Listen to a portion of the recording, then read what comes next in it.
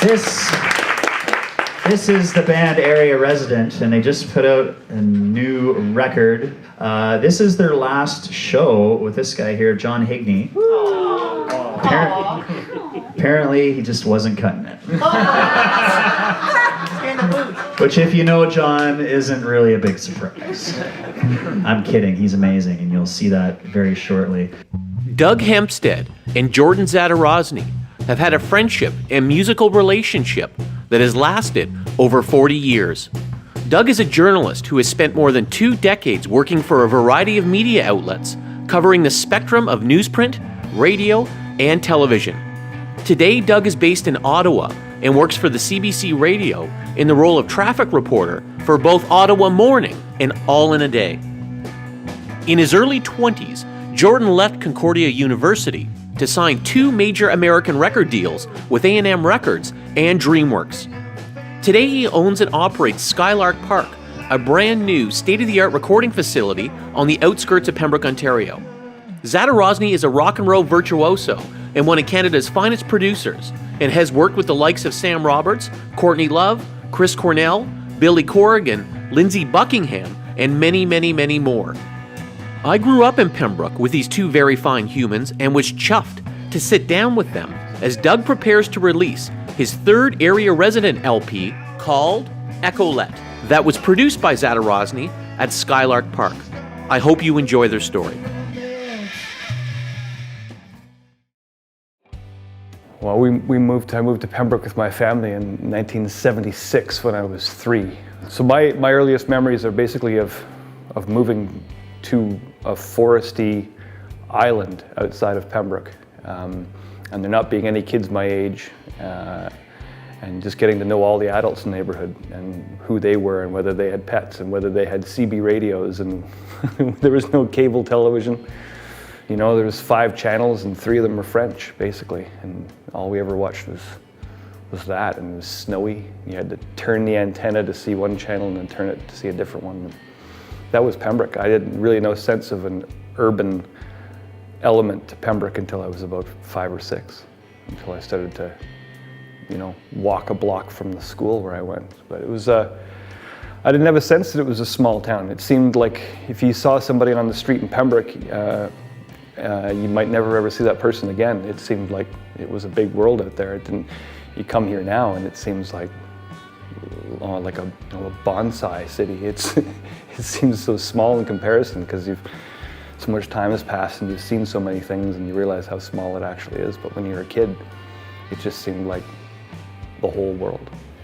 God, it was just like a real nice Canadian small town upbringing. My street was still unpaved, William Street, so it sort of really felt like the country. Yeah, it was just a nice quiet upbringing, I think, those first couple years. I don't think I really got into music too much until I was maybe 7 or 8. I remember just putting on record after record on the record. Didn't even matter what it was, as long as there was sound coming out of it. By the time I was 7 or 8, I was definitely on a rock and roll path. I liked Johnny Rivers and Elvis, and then later the Beatles. So those became like my early obsessions. My earliest interest in music, like a lot of people my age, may have come from The Muppet Show, but because that's where I first saw Alice Cooper. But I think it was Christmas of 1976 or 1977. Santa Claus brought my brother Steve and I records in our stockings. And Santa Claus brought me Turnstiles by Billy Joel, because that's what Santa does in 1977. And Santa Claus brought my brother Steve Elton John's Greatest Hits Volume 2. And I wore out Elton John's Greatest Hits Volume 2. I was obsessed with it. I was obsessed with Elton John. If you could go around the house that I grew up in, you'd still see things written, Elton Doug written on things. And I've never stopped sort of being obsessed with music in the same way. I'm the kind of person that if I hear an artist that I like or a band that I like or whatever, I want to know everything there is to know about them. I want to know the words. I want to know where it was recorded, when it was recorded, who's the producer, who's playing on this, what's it about. I would just become obsessed with the detail of it because there was, I was a kid and I didn't have the ability to go and get all of it the way you do now, or if you wanted to have every Elton John song, you're basically one click away from doing that. Then, no, you couldn't do that. You could only take 5 records out a week from the Pembroke Public Library. So your discoveries were sort of stretched out over a longer period of time, so it gave you time to sort of delve into it. And that's kind of what I've always done with musicians. If I find somebody that I like, I try to know everything about them that there is. And that started with an early love of Elton John, surprisingly enough, who I don't think recorded any good music really after 1976. Ironically, I remember being really depressed about that I just discovered this guy, and at the time that I discovered him, his kind of career had kind of reached its peak, and like he started getting crappier and crappier as I started to get more and more interested in him. And I think by about 1981, when like Little Genie came out, it was like, oh, okay, I guess this guy's a spent force. Maybe I gotta find somebody else. By the end of September in grade 7, we had isolated ourselves socially, completely, to the point where it was like, these guys are really on their own trip. We didn't even want to sit with it. Like, people didn't want to sit with us at the lunchtime. We didn't want to sit with them. Like, it was a mutual sort of like, get the fuck away from us. We're on our own thing. And we basically developed our own sort of fantasy world based on certain teachers that we had just met in grade 7. We developed this whole fantasy world that went for a couple of years strong. And then out of that, we started writing songs about our teachers and about this sort of fantasy world. And it was about that time, grade 9, I think, where I was able to bring home like a 4-track recording device. And then we could start overdubbing. We were just talking about it the other night. We went into it with absolutely, like, with complete confidence, with no thoughts of like, oh, we don't know what we're doing, or this might go wrong, or this might suck. It was just like, no, you put a drum beat down. I mean, we had it down. We knew what we were doing. You put a drum beat down and then put a guitar down.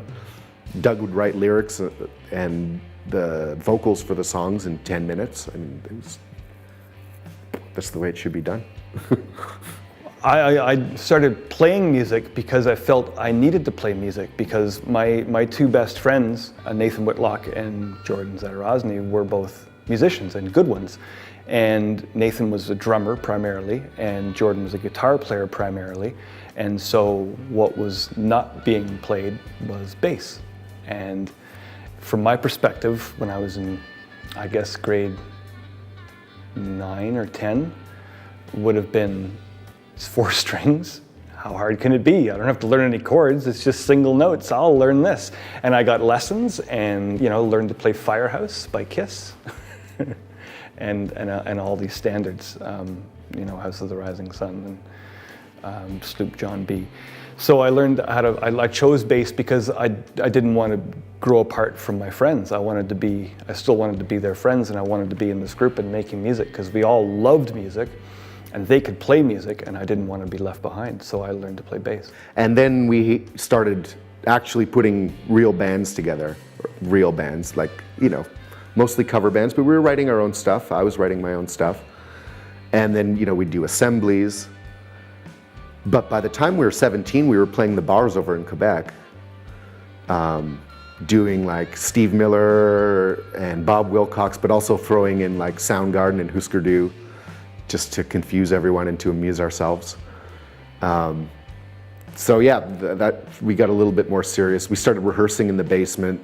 I was trying to get Doug to get better and better at the bass, but it's tough to get him to play the right fucking notes sometimes. Apparently my stare, my like wrong note stare, is still a thing that Doug finds quite frightening. Don't hit that note again.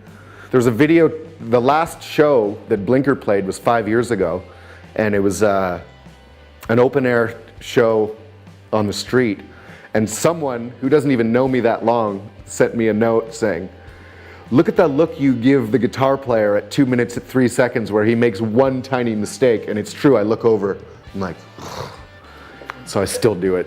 I kind of tricked him into making records with me because, I started, when I had kids, 17 years ago, and I'd been playing in crappy cover bands and stuff, and doing R&B and that kind of stuff as a drummer or as a bass player. and I had to quit. They were fun. It was fun. You make a bit of money, and you know, it's fun to be on the stage, even if, you know, you're doing flip, flop, and fly 4 times a week.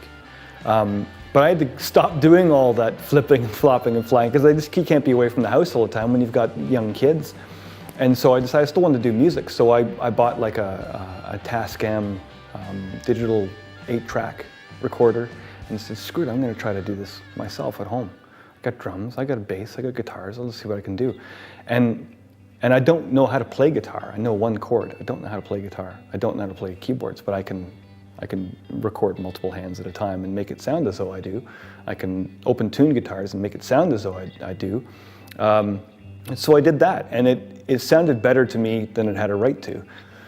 And he put them into Pro Tools and you know, treated everything and docked everything, brought it up, made it sound better, added hand claps, which to me was like a major breakthrough. Oh my God, he's actually contributed something to my song. And he sent it back to me, and it was like, oh, it sounds great. This is amazing. That's the amazing thing about the area resident stuff, is it really just sort of sounds like its own band. I know what Doug's influences are. I know exactly what they are. They don't, I mean, I hear little things coming out, but it's surprisingly its own thing, and always has been since the first record. There's a sound that he has, a style. It's, I don't know how that happened, but it just did. Maybe it's not starting to make albums till you're 40 years old is the trick. You can successfully meld your influences into what you're doing without it being super obvious. You know, when you're young and you're putting out your first stuff, when you're 19 or 20, listen to my first album. Every song you can tell exactly what the influence is. Not until the 3rd album does it all sort of start sounding like me or whatever. So, yeah, I think that would be my recommendation. Don't make albums until you're 40. I think that's good advice. I'm waiting until 50. Oh, okay, good, good. It's gonna be really good. It's gonna be so interesting. Yeah. The thing about being a journalist for me is I've done everything there is except skywriting. I write songs about a lot of those things, or a lot of these quirky things that I've covered in the news. You know, whether it's the massive sinkhole.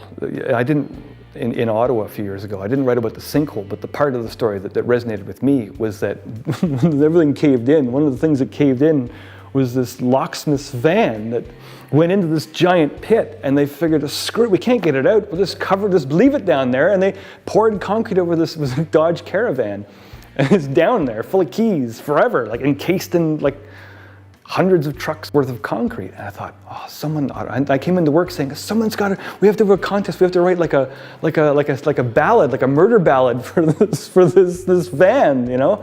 And they're like, oh, okay, Doug, yeah, all right, whatever. So I said, okay, screw it, I'm gonna do it then. I went home and did it. Concrete Caravan, it's on the first album. So I wrote that, like, that's the kind of thing that resonates with me. I remember when I was working at the New RO, there was this, it was like end of October, like this time of year, well, a little bit later. It was the first snowfall of the year, and a big tree had come down on this sort of exotic animal enclosure, I think in North Gore, and Wendell the wallaby escaped. So send Doug out there to get to the bottom of this and try to help. You know, and I did stories, I did so many stories about Wendell when he was on the lam, including one about how to, if you see him, pick him up by the tail and try to put him into a pillowcase because they're marsupials and they feel comfortable, like they're used to being in a pouch, and this is what you do. And so I wrote a song about Wendell called Pray for Wendell. I've written songs about terrible things that Renfrew County politicians have said. I've written, a lot of songs about things that I've covered in the news, or things that have happened to me personally. But like there was a story in the news in Ottawa a few years ago about this guy that got fired and then jailed. He worked at the Mint, and he'd been smuggling gold pucks out of the Mint in his ass. Like he'd been putting them up his ass and then smuggling them out. And he had a place in Jamaica. You know, he was getting ready to retire. And I think so. I thought, you know what. So my song about him is called Warm It Up First, because it seems to me if you're going to put a puck of gold in your butt, it would be a good idea at least to make that process a little more comforting. Digital recording has made things a lot easier. Like I remember doing drum takes with you on the ADATs, and if you screwed up, you had to do it again and again, and you had to get it right in that moment. Well, now it's like you can do multiple takes and patch everything together a lot easier. At the same time, I think it's important to make small limitations for yourself. For me personally, like I have too many options if I'm sitting down to write a song unless I put some constrictions on myself, some constraints. Whether it's stylistic constraints or choice of instruments, I'll be like, okay, I need to box myself in here a little bit, or else I can go anywhere and will go anywhere and it takes too long. Some of the constraints of the old ways of recording were healthy creatively in that you could move quicker because you had fewer options. At the same time, I wouldn't want to be editing drums the old way, cutting tape and, screwing up and then screwing up permanently. There's always undo in digital, so I think it's a really good, it's become easier for the old gear to speak to the new gear. So I can record digitally, and if I want, I can transfer things over to the tape machine and then back into Pro Tools. So I get the benefit of the old analog sound with the ease of use of digital. And 15 years, it was tough to get these things to speak to each other, and now it's just, everything can kind of speak to each other. So it's easy to kind of mix the both. The best part of it is when I send Jordon a song, he'll do the bulk of the recording by himself, so there'll be drums and guitars and a vocal, and then he might have a few recipe notes like, oh, I'm hearing this or I'm hearing that, and then from there I basically take it upon myself to kind of put my stamp on it and work on it until it's finished. So he likes me to send him along notes of things that I want him to do or to change, and I'll say, I've sent you along these drum loops. Ideally, it'd be better with live drums. The song's 120 beats per minute. I left a spot here at this particular time for a guitar bit. I'm imagining something like Firewoman or whatever here. I want the custard pie guitar sound or something. I want whatever in here. And because we've known each other so long, like he just knows exactly what I want, or has a better sense for it than I do. So the best part of the process for me is when he sends me, when I get the Hightail Spaces email with the file attached that I've got to unzip, and I get to hear what he's done with the song that I've done, and it'll come back sounding just like, you just can't believe that it's something that you've been part of. I mean, I've done bluegrass albums, I've done death metal albums, I've done country albums, I've done blues albums, and I wouldn't want it any other way. I mean, you learn so much from the projects that where you're sort of out of your comfort zone. And I decided the record would be called Echolet before even a single note of it was recorded, because in John Higney's basement, the guitar player in the live band, he's got in a rehearsal space, he's got this old, it's a tape echo unit, a German tape echo unit, and it's quite striking. It's gold, and it says Echolette on it. It's an Echolette tape echo unit, and I thought, Echolette is a great word. It sounds awesome. I'm going to call the record that. I remember saying this to them at a rehearsal. I'm calling my next record Echolette. So the new record doesn't have a central theme. It was, however, recorded during the process of my father dying. So there's a lot of songs that are not about death, but either mention death or dying or have something to do with death or dying, but they're not depressing. Like, there's nothing it's not maudlin. But there's a lot of songs that are about death in some way. One of them even about my cat Marmalade, that it hated the water all of its life, and then as it got close to its dying days, and it lived till it was 21, close to its dying days, for whatever reason it kept going down by the river, seemed to want to die down there. So I wrote a song called Somewhere by the Water, which is kind of about that memory, that sort of chunk of my memories. If you're going to be an artist and do this, for real, for a number of years, you really have to do everything yourself to get things started. There's no, I was lucky in that I got signed to a major label early, and then I had this sort of infrastructure already around me. Bands aren't just going to get signed after doing 2 shows like I did 25 years ago. You basically have to be your own manager, you have to be your own A&R person, you have to be a harsh critic of your own stuff, and these are things that are very difficult to learn and take a lot of time. So I find like when younger people come in and work, I end up not just being their producer, I ended up being their life coach, therapist, A&R person, which I don't mind. I like to talk, I like to tell people what I think they should do. But the onus is on the artist to be much more of a complete entity on a business level, on a creative level. I find it's more difficult, but at the same time, you're freer. You can do whatever you want. There's no one telling you what to do. So I find it more exciting now making my own records than I did when I had a huge team around me. I mean, now I can actually pick and choose who I want to work with, and I don't have to, you know, a lot of the people that I work with, we work on barter system. They'll do background vocals on my stuff and I'll do a guitar overdub on their stuff. So it feels more free, but there's more work to do now. The thing about area resident is I'm not trying to make it. I'm not trying to be famous. I don't apply for grants because I have a day job, and I don't believe in taking money away from people who are actually going for it. You know, we've played some shows with artists who are on tour and actually going for it, and we don't take any money. We make sure that the band that's out there doing it gets that money. I'm doing this for fun. I'm trying to make it pay for itself. It's kind of an expensive hobby. And I think at the end of the day, it makes me really happy. It's better than I thought it would be, the music.